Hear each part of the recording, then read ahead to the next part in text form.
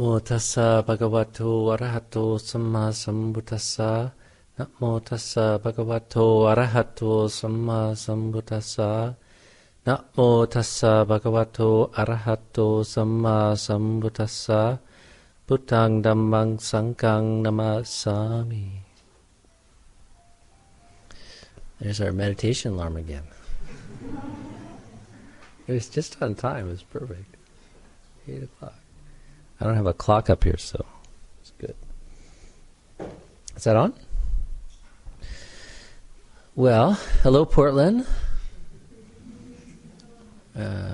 Truly, it's nice to be back. It's been a long, cool winter for us, and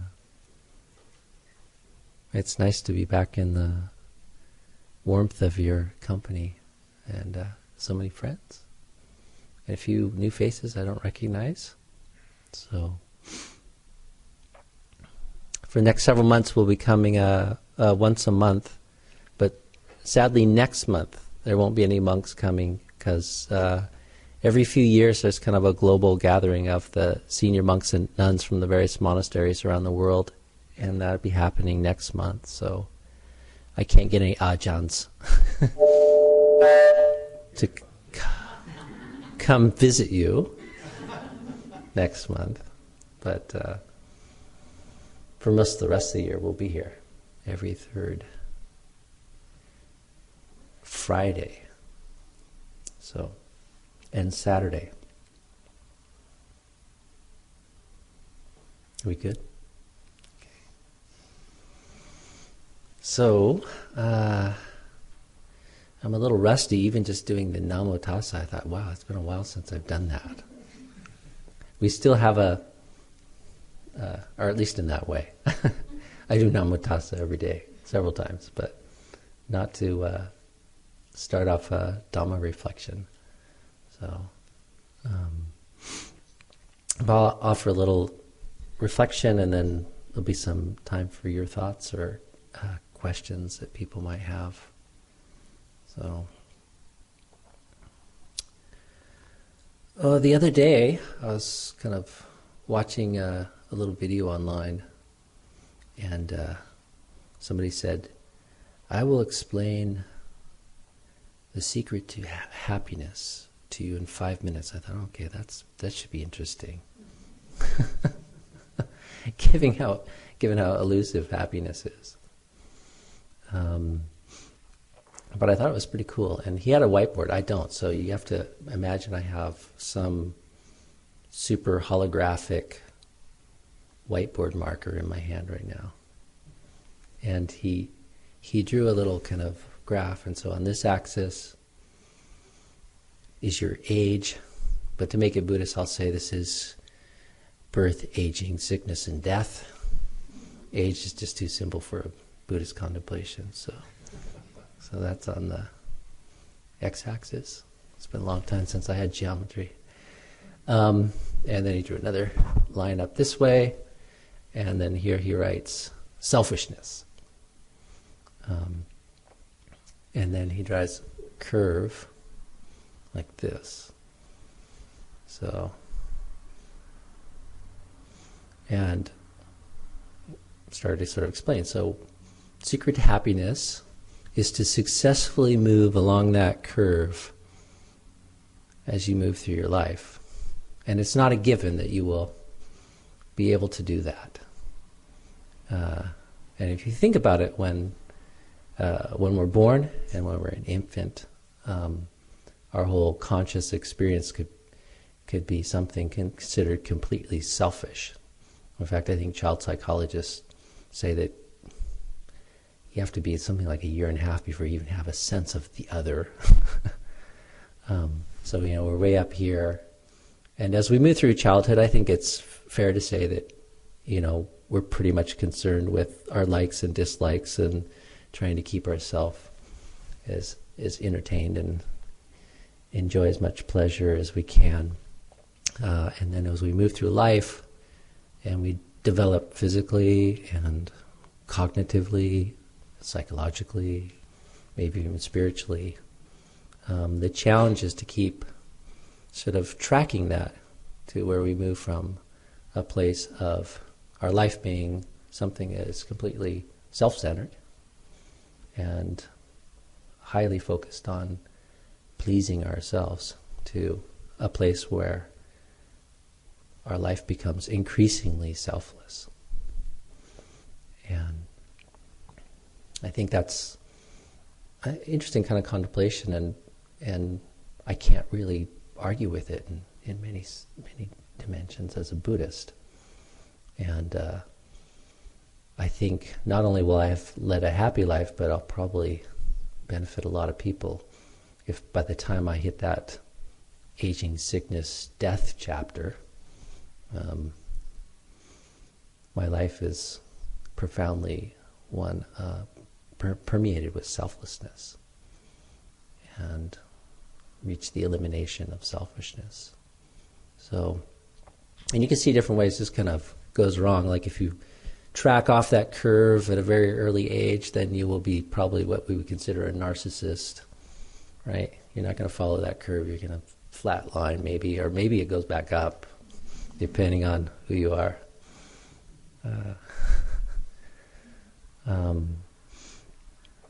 And in some sense, it,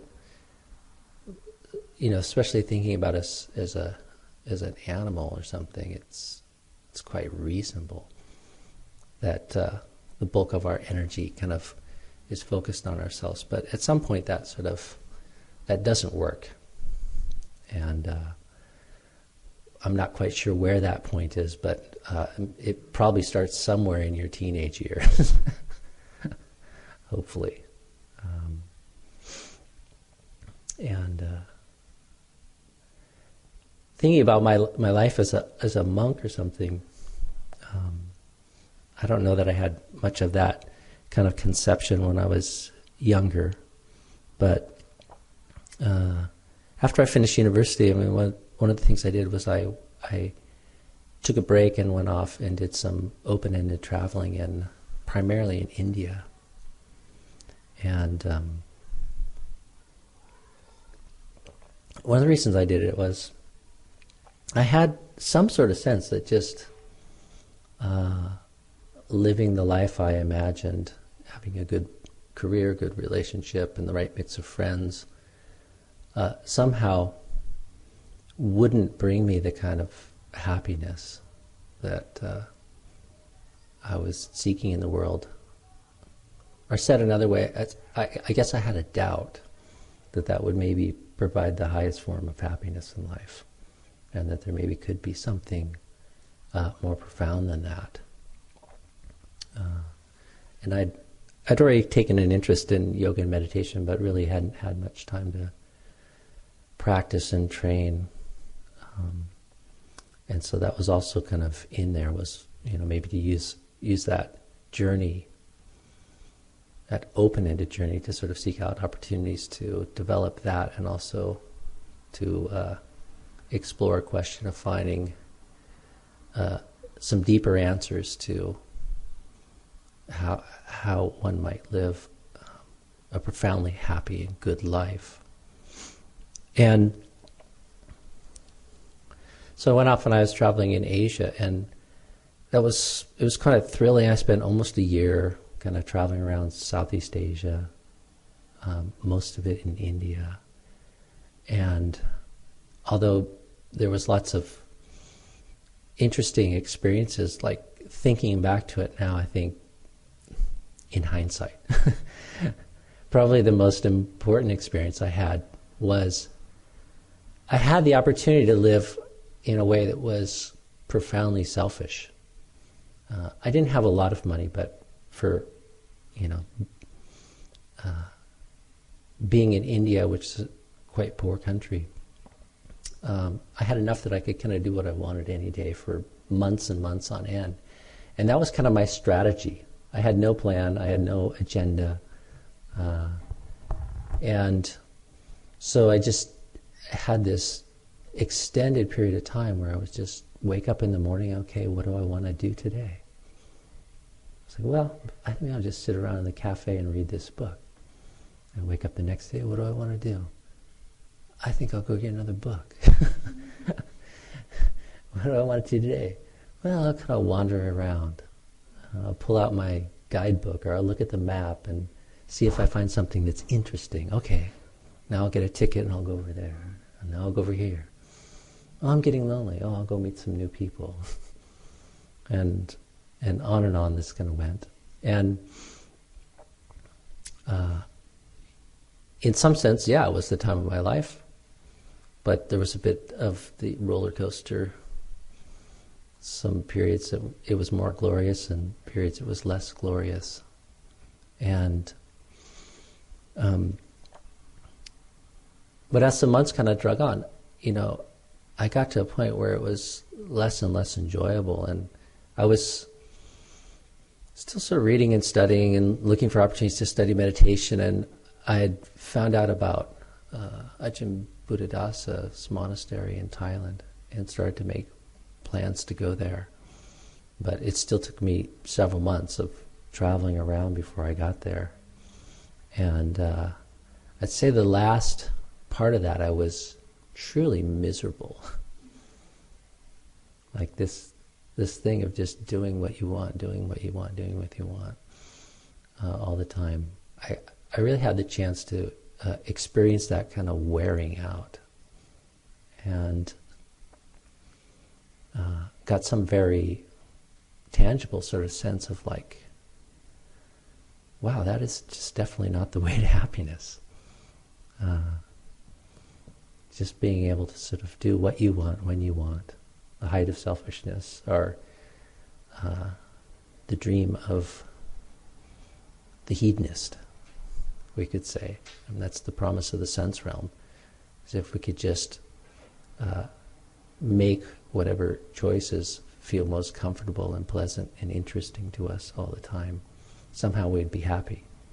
And maybe that's true for someone. I don't think so, but certainly my experience was it became increasingly kind of miserable. And even though there was a bit of pain involved in that, I was really fortunate, because when I finally went to Thailand to study with Ajahn Buddhadasa, I was very motivated to do something different. And it wasn't very hard to kind of live in a monastery and eat one meal a day or 2 meals a day, and give yourself to a practice routine. And kind of connected to this sense of the secret to living a happy life is to live in a way that is selfless. I remember a number of years ago, Ajahn Pasno was telling a story, and I can't remember the exact details, but it was towards the end of Ajahn Buddhadasa's life. I think Ajahn Buddhadasa was like in his late 70s or 80s at the time. So it was around the same time I arrived in Thailand. He went down with a couple monks to visit Ajahn Buddhadasa, who's kind of very well-known Buddhist scholar and meditation teacher. And he wrote 100 and some books on Buddhism, was prolific in his teaching and writing.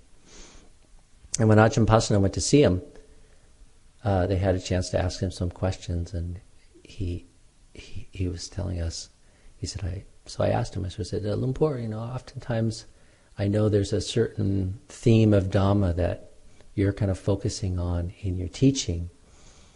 And after all these years of writing and teaching, is there something right now that's kind of a common theme in your teaching? And Ajahn Buddhadasa sort of turned to him and said something like, the essence of Buddhism and all religions is, don't be selfish. And he says, and that's it. Or something like that. If you contemplate it deeply, that's the central sort of truth. Overcome all selfishness, or don't be selfish. And I remember he used to often give these talks where he talked about Dhamma is duty. Dhamma is duty. And when I first heard that, I could never really connect with it. So no, Dhamma is what the Buddha taught, or Dhamma is kind of truth. How is truth duty? But later hearing this story that Ajahn Pasano told, and also having read some of his work, I can kind of see that now. It's like, to align yourself with the truth, as we define it in Buddhism, there is a certain duty. Like, there is a way to be in the world and a way to live.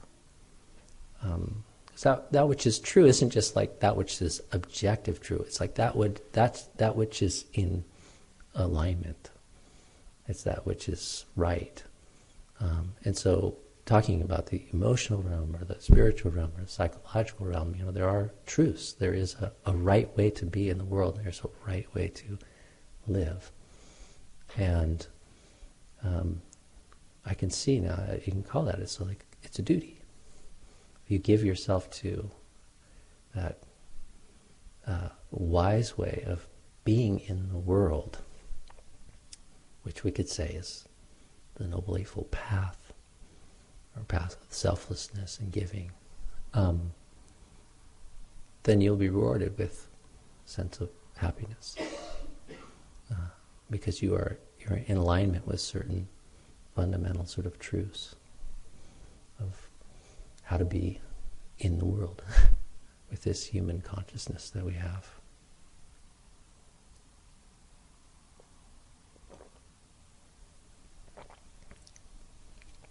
And there's various ways that we can maybe unpack this or think about it. I mean, often think about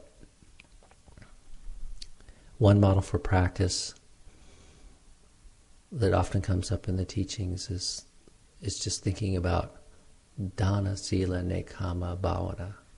These are oftentimes a set of four dhammas kind of referred to as the kind of basics of the basis of practice, and sometimes even sort of they come up in teachings sort of like the basis of practice for a householder or a non-monastic, a layperson.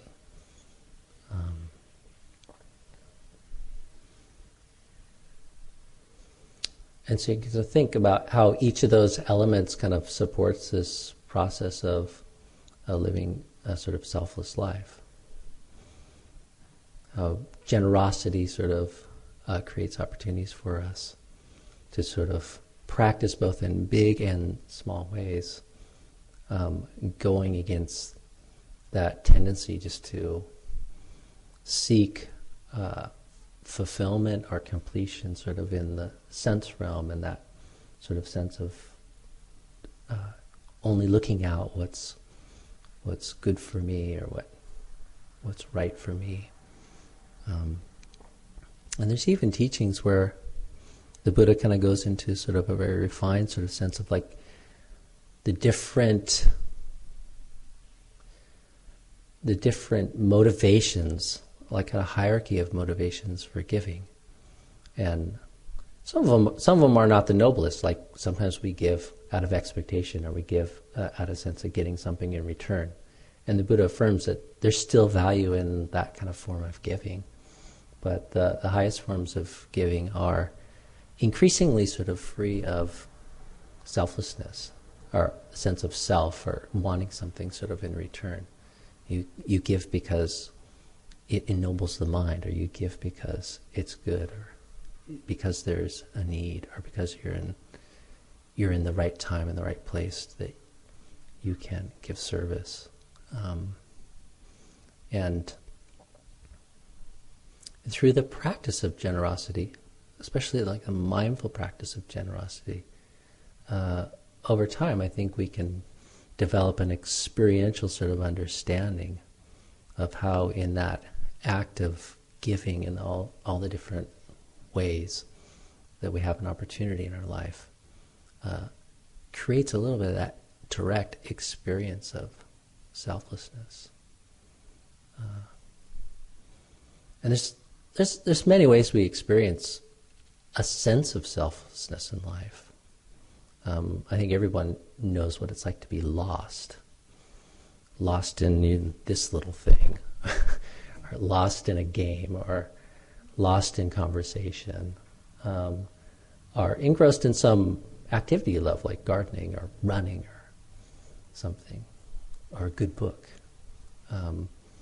And I would say, part of what is so pleasant about those experiences is it gives us a chance to step away from the constriction of self,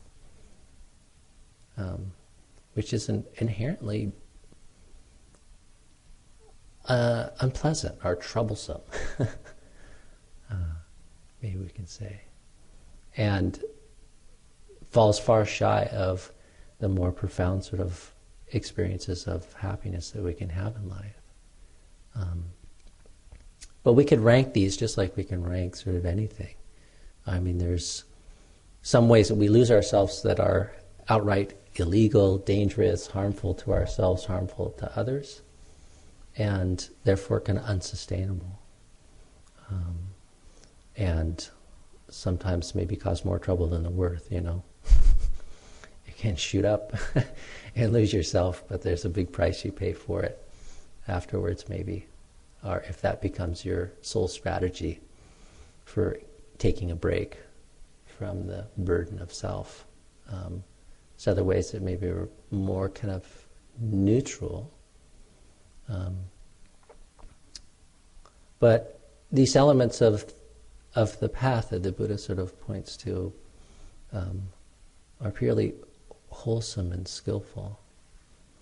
And not only they give us a opportunity and even say like a form for exploring this in a mindful and direct way, but also cultivating that as a habit, cultivating that as a refuge, and guiding us in that kind of process where we learn sort of about this important dimension of our life of selfing and selflessness. And it probably is a journey of a lifetime to kind of master this. You're not just going to somehow step out of it tomorrow. In some maybe sort of very practical way, there's a certain amount of selfishness that's justified in your life.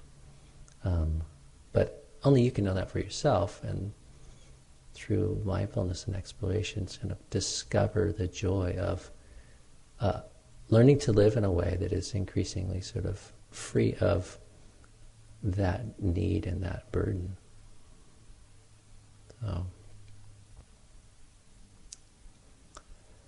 better than neutral is the whole area of precepts or sila or morality. I mean, oftentimes we can think of these as something that we're adhering to, maybe just out of a sense of faith. We have faith in Buddhism, and you've taken up the precepts, and you're going to do the precepts. And that's good. But a different way that you can think about it, in some sense even a higher way, is to think about that as kind of a selfless sort of act. Embedded in Buddhism is the kind of concept that desire is the root of all states of unsatisfactoriness. And coupled with that is there's always this sort of sense of self. It's like the object of our desire, whether it's to have things our way, or to get this, or to get away from this, is this sort of sense of, it's for me. It's this refrain that comes up in some of the contemplations, like, this is me, this is mine, this is myself, this is what I am. It's kind of one of the root kind of delusions. And that's the thing that makes practicing precepts challenging at times. If the most important thing is my kind of comfort, then it makes sense to take life. Maybe I don't kill human beings, but there's all kinds of inconvenient little creatures in this world. Mosquitoes, slugs, ants, biting, flying, stinging things. But if you're really in a grip of selfishness, we'd be willing to kill something much bigger than that. And by practicing not killing and harmlessness, we're strengthening that sort of habit of selflessness. There's kind of a determination and a willingness, and hopefully a growing kind of wisdom that just getting what I want is ultimately not the way to sort of happiness. There's another way out, and not only are you practicing that for yourself, but by refraining from harming, killing other living beings, you're offering this tremendous sense of fearlessness and freedom from fear.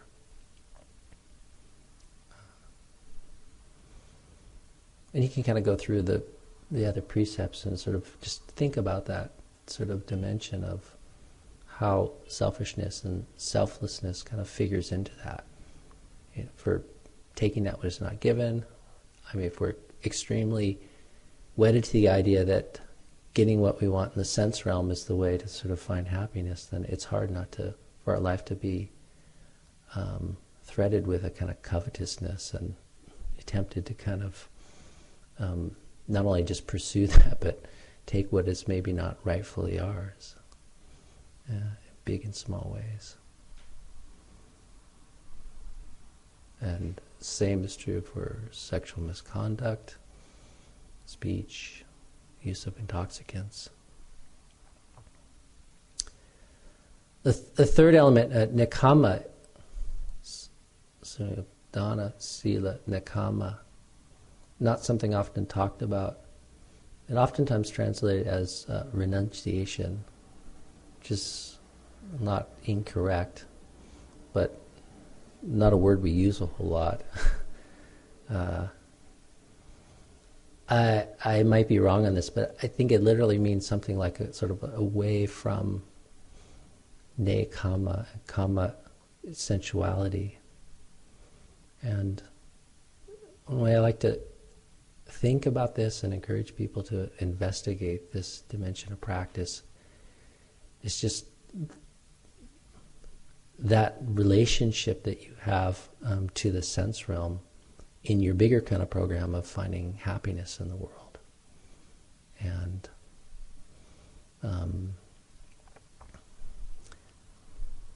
talking to Alistair on the way in here, he brought up one of my favorite words, which is connected to this realm.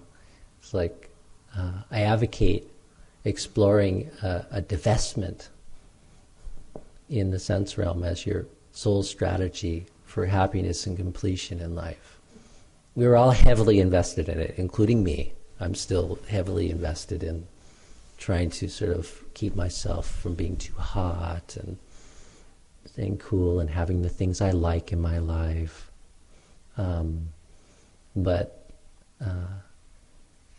part of me knows and is mindful and recollects and is putting a regular kind of effort to sort of wean myself from that sort of delusion that that's ever going to be satisfactory. It never is. When you get what you want, it's often pleasant for a little while. But then you want something different. Even when you get what you want. We want variety. And that kind of pleasure is fleeting. And in some sense it's a bit of a trap, or it's a bit of a prison.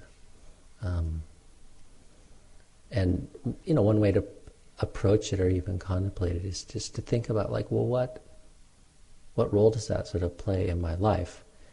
How much of my sense of well-being, how much of my happiness is trapped up with being able to sort of have the sense experience, or the sense experiences that I want and I feel comfortable with. And when I can't have those, then what is my mood like? What is my mind like? I ordained in Thailand when I was quite young, and one of the, I guess, great experiences of that is I ordained into a monastery in a very remote area of Thailand. It was quite poor, and the monastery is fairly ascetic kind of standard of life. And as a training monk or as a junior monk, you have almost no rights and no ability to sort of even give input into most of the features of your day. So you don't get to pick when you get up, you don't get to pick when you go to bed, you don't get to pick what you eat all that much because we're alms mendicants. There's only one hairstyle. There's only a few requisites, and there's only one way to dress, which is both a blessing and a curse, but mostly it's a blessing. Increasingly it's a blessing, even though I look a little weird. I never have to think about what I'm going to wear. We lived in like little huts in the forest, and it was full of cobras and poisonous centipedes and like horrible, big, biting ants. Millions of them, like, not just a few. I mean, like rivers of them. They were like literally, like, you'd be walking in the night with this cheap little Chinese flashlight. This is before LEDs, with a dim glowing bulb and 2 cheap Chinese batteries, or even worse, just a candle. Like sometimes you didn't have you didn't get batteries for your flashlight. You just had this little cloth candle lantern that you're walking with. And if you ever try to walk through the forest with a candle to illuminate the path that's uneven, and that there might be poisonous snakes and centipedes, and then you encounter a river of 1 million ants, and when they bite you, it feels like a wasp stinging you.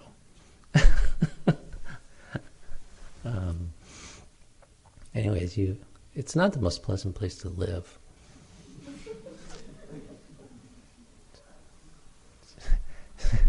And you live in these huts without mosquito screens, and there's lots of mosquitoes, and there's no running water in your hut. There's no windows. There's shutters, but there's no windows. There's gaps in the floorboards, so even though mostly I was way too hot living in Thailand, and it's way too humid for me, there is a time of season where it's kind of cold, and this is my bed sheet, and you have a little pillow, and the wind would blow up through the floor, and there were some thin blankets you could have, but it's pretty uncool to have more than one. You're looking pretty indulgent there, Venerable.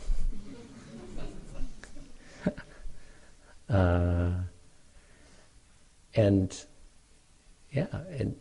there's just so many features of the life that are not to your choosing, and kind of like my travels in India. I mean, a lot of times it was thrilling.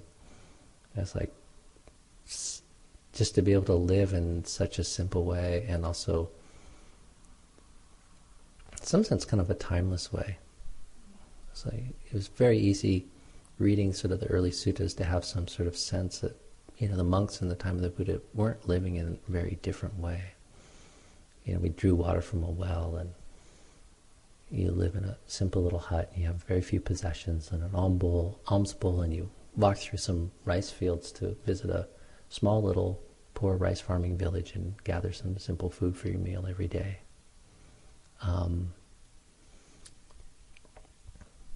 And that meal might be a big ball of sticky rice, some bananas, and curried crickets.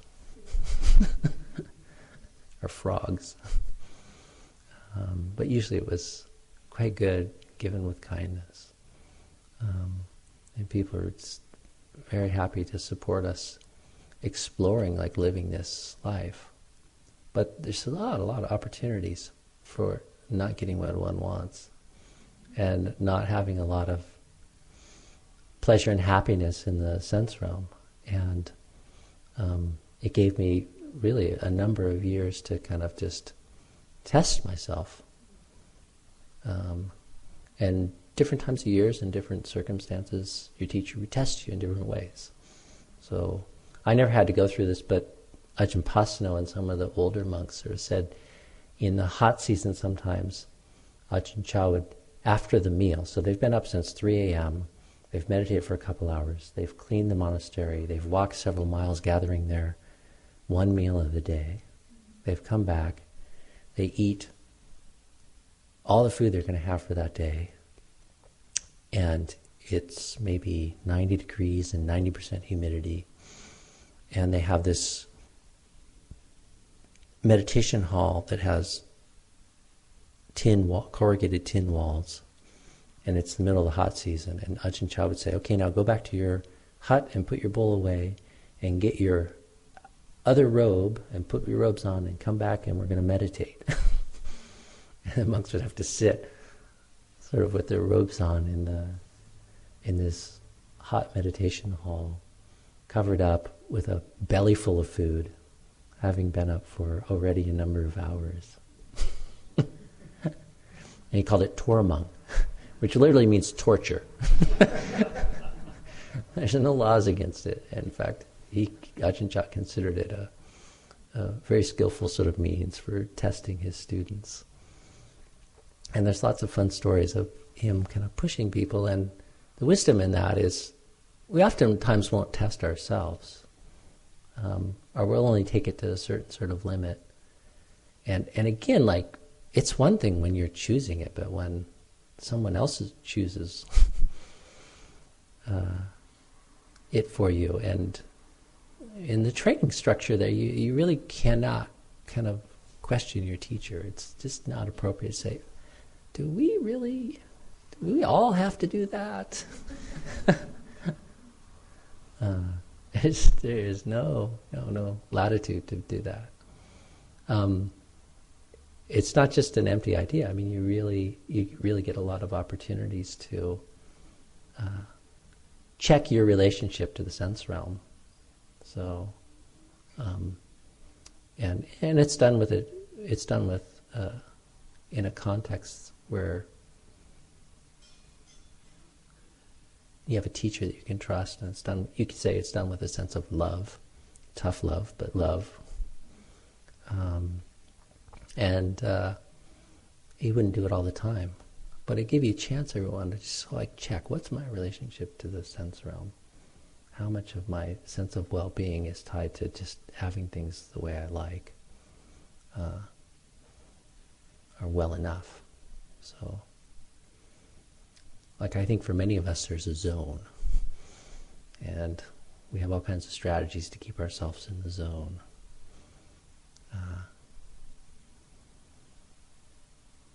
And the way out of it isn't just through putting yourself in those situations. Sometimes that can kind of be a bit of a wake-up call to what your limits are. But ultimately it's through cultivating the path and cultivating sort of a more reliable refuge and reliable forms of happiness that are free from that.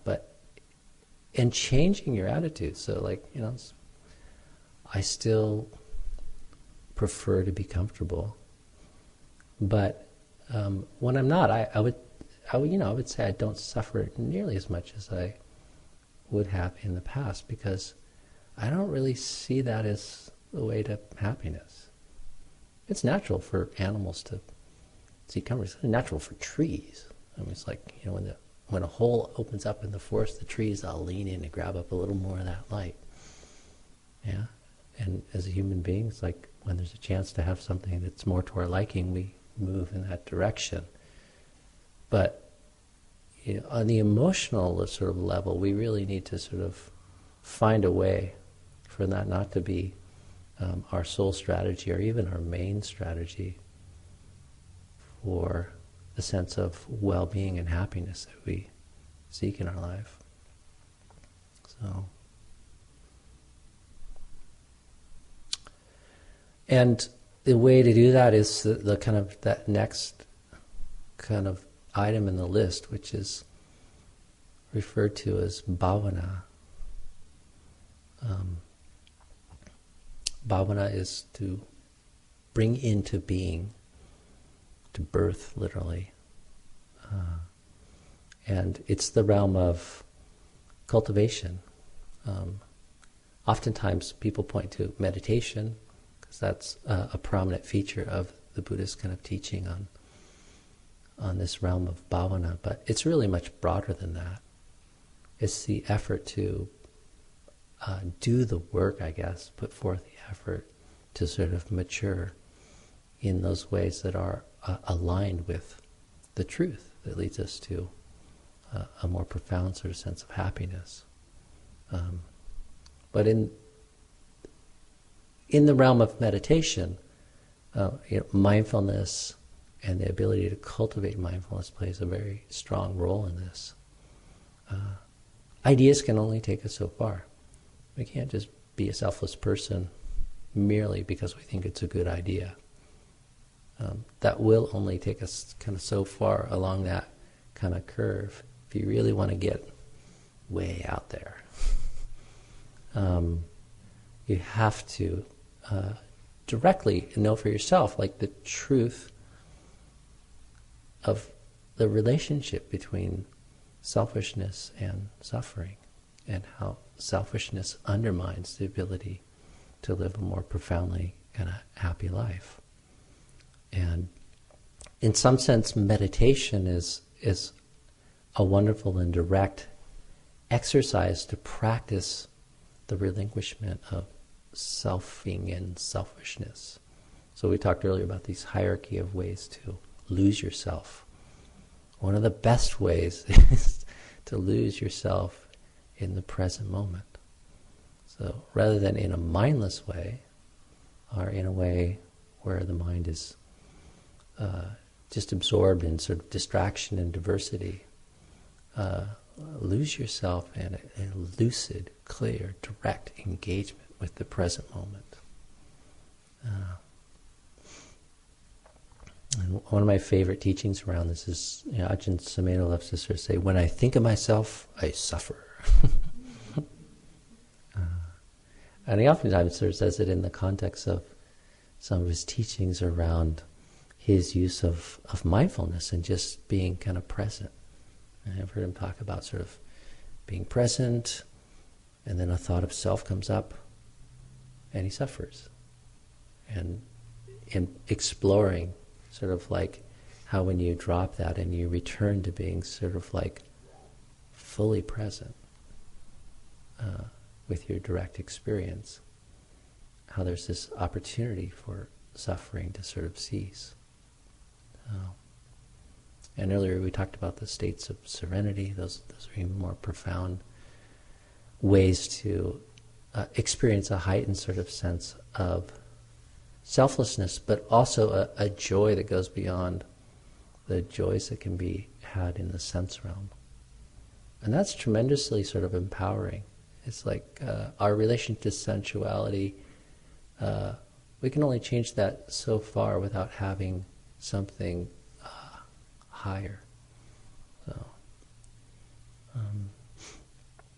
and through the cultivation of skillful sort of meditation, we access a kind of a higher sort of pleasure that changes our whole kind of value structure and system. And the Buddha often sort of points out, it's like the sense realm, it is pleasant, but there are problems with it. And one of them is it's contentious. There's only so much of it to go around. So, but the kind of joy that comes through the cultivation of meditative states, and states of serenity in particular, it's like the opportunities are boundless. So not everyone's experiencing them, but they could. Whereas with the objects of the sense world, it's finite. That's a win-lose kind of world. And it's one of the places where we get in trouble, worrying about our access to those things. So putting energy and effort into mindfulness and meditation and cultivating that, one, you have a very direct way to kind of practice the relinquishment of the self, but also to experience kind of the joy of selfless sort of states of mind, which then transforms empowers and transforms a whole lot of these kind of other areas. So it becomes way easier to be generous and to keep precepts and reorient your self to the sense realm when you develop those kinds of joys and those kinds of experiences. So that's probably enough for tonight. I'll leave these kind of words for you guys. Contemplation, and we have a few minutes for your own questions. Maybe one of you has the secret to happiness that I overlooked. I'm really serious when I said I just would love to hear anyone who's got a 5 minutes sort of how to be happy in the world. I love hearing other people's opinions about it.